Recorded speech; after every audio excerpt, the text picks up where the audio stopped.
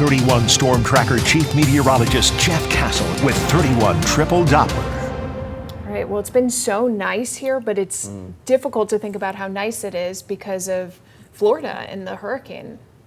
Absolutely. They're saying it's going to be terrible. Yeah, it's just going to be a really bad storm coming in there across the state of Florida. And again, it's the nature of our planet and the weather. We've got beautiful weather here. In fact, that extends all the way down towards the Gulf Coast of Alabama.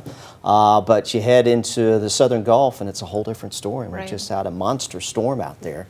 It's not what it was 24 hours ago in terms of intensity, but it's not far off. And really, a few miles per hour difference in the winds not going to make any sort of difference in the impacts that this is going to have as it moves inland over Florida within the next 36 hours. As I mentioned at the top of the newscast, now Category 5 storm again. It did weaken in the last 24 hours due to some changes in the eye structure.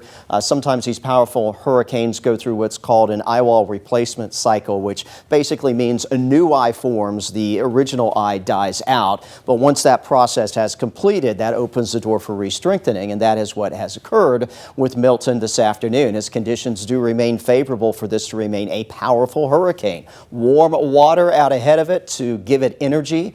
And at least for now, the wind shear, which tends to be a deterrent to these tropical systems, remains low, although that is expected to change here in the next 24 hours, which is why the forecast does call for this to weaken slightly before it makes its way inland. It's moving east at 9 right now, but is expected to turn more to the northeast over the next 12 hours. The forecast track here, which we also got an update on at 4 o'clock at the top of the hour, shows that maintaining that Category 5 strength overnight tonight might actually in between get just a little bit stronger before things kind of level out. And then through the day tomorrow, there will start to be that influence of that increase in wind shear, which will lead to some slow drop-offs in the intensity. Still likely, though, Category 4 storm tomorrow afternoon, 2 o'clock. And then as we take you into Wednesday night, that's when landfall is expected. This is still almost Category 4 strength at that point.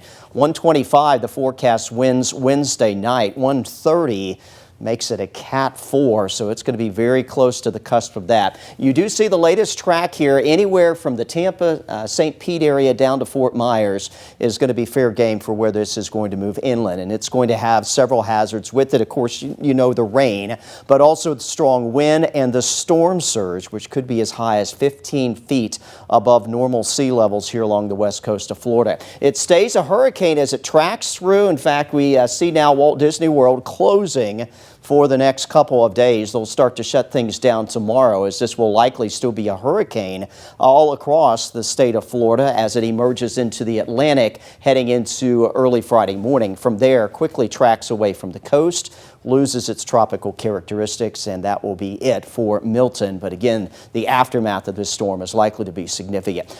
In the red here, these are all your hurricane warnings. Again, Tampa, Fort Myers, Orlando, Daytona Beach, down to Fort Pierce, all included in hurricane warnings as a result of Milton. Again, in contrast to us, quiet weather, 79's average. We're close to that. We warm a little bit heading into the weekend, but not a significant climb. And heading into next week, there's going to be another cold front and another temperature drop. We look towards mid-October, and we're likely talking below average conditions for this time of year. It's going to stay quiet for us as well.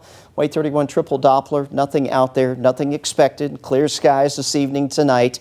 Sunny conditions back for your Wednesday, as we're not expecting any significant day-to-day changes in our weather for at least the next week, week and a half. Lows tonight dip back down, low 50s. If you liked how it felt this morning, it's going to be the same tomorrow morning. From there, we'll steadily warm. Low 60s around 9. We'll climb into the mid-70s around 11 o'clock in the morning.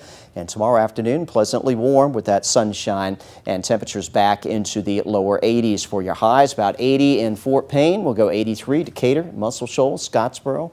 82 around Huntsville, Madison, and up towards Hazel Green tomorrow. Here's your Wave 31 Storm Tracker 10-day. Nothing changes for us through the weekend. Slightly warmer Sunday at 85, but then we bring in that next shot of cooler air early next week. That drops our temperatures back into the 70s, maybe even a couple days in the 60s, with overnight lows dipping into the 40s by this time next week.